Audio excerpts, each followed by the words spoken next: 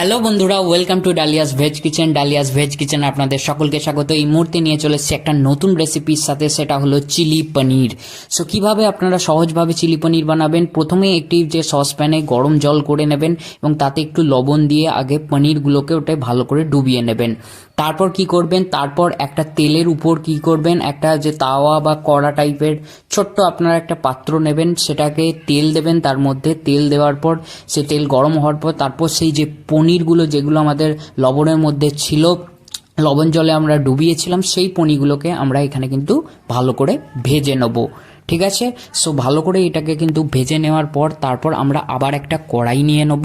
কড়াই নেওয়ার পর তারপর এতে পরিমাণ মতো কিন্তু তেল দিয়ে দেবো। পরিমাণ মতো তেলের পর এতে আমরা কিন্তু দিয়ে দিচ্ছি পরিমাণ মতো জিরে, দুটো লঙ্কা এবং সাথে আরও আমরা আরেকটু কিছু দেবো। আগে এটাকে কিন্তু ভালো করে আপনাদের নেড়ে চেড়ে নিতে হবে যাতে মশলাটা খুব সুন্দরভাবে হয়। আর একটু হিং দিতে হবে আপনাকে, হিং সুন্দর গন্ধ আনতে কিন্তু সাহায্য করবে। এবার আমরা একটা টমেটোকে এইভাবে বেটে রাখবো মিক্সার গ্রাইন্ডারে। সো বেটে রাখার পর সেই টমেটো বাটাটাকে এর মধ্যে, এই মশলার মধ্যে কিন্তু দিয়ে দেবো। সো মশলার মধ্যে দিয়ে দেওয়ার পর এটাকে এর মধ্যে দেবো পরিমাণ মতো একটু হলুদ। তারপর এটাকে খুব ভালোভাবে কিন্তু নাড়াচাড়া করে নেবো।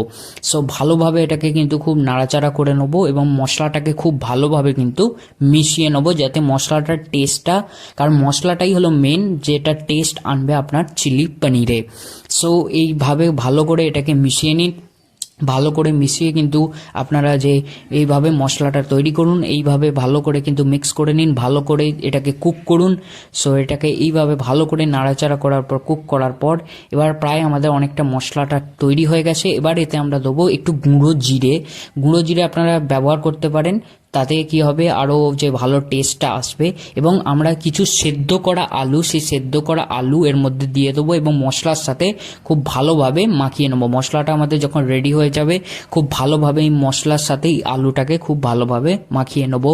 এবার এতে আমরা দেবো পরিমাণ মতো একটু জল। সো পরিমাণ মতো এরকম জল দিয়ে দেওয়ার পর আপনারা যেমন কোয়ান্টিটি করছেন সেই অনুযায়ী কিন্তু জল দেবেন। সো পরিমাণ মতো এখানে জল দেওয়ার পর সেটাকে খুব ভালোভাবে আমরা কিন্তু মশলা, আলু এবং জলটাকে খুব ভালোভাবে মিশিয়ে নেব। এবার আমরা দেবো এতে পরিমাণ মতো যে নুন। সো লবণ কি করছে, লবণ এখানে আরও টেস্টটাকে বাড়াতে আমাদের সাহায্য করবে এবং যে একটা ভালো টেস্ট আনতে সাহায্য করবে। এটাও ভালো করে আমরা মিশিয়ে নেব।